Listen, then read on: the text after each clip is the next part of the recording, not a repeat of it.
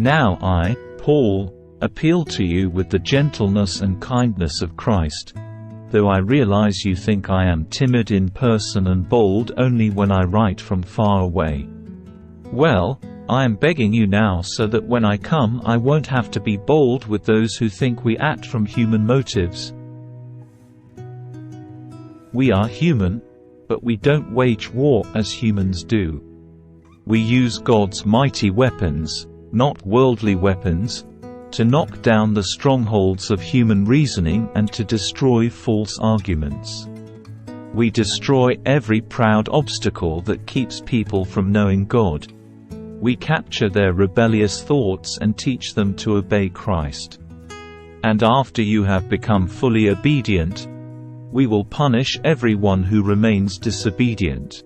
Look at the obvious facts. Those who say they belong to Christ must recognize that we belong to Christ as much as they do.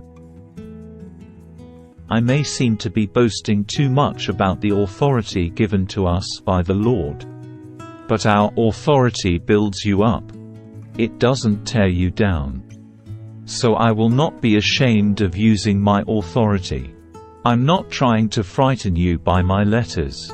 For some say, Paul's letters are demanding and forceful, but in person he is weak, and his speeches are worthless.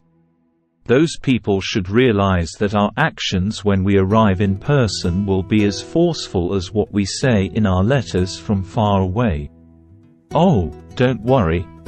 We wouldn't dare say that we are as wonderful as these other men who tell you how important they are.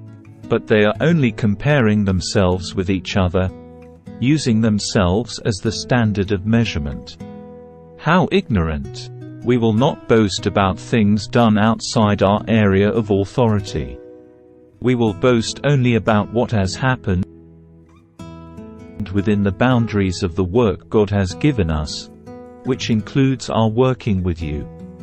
We are not reaching beyond these boundaries when we claim authority over you, as if we had never visited you. For we were the first to travel all the way to Corinth with the good news of Christ.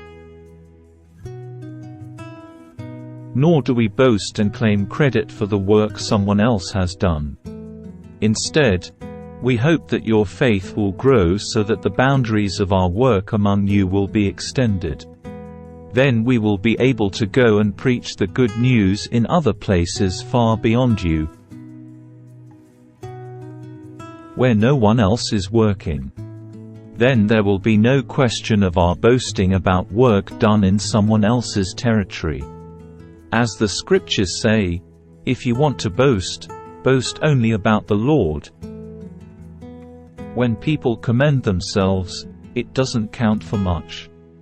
The important thing is for the Lord to commend them.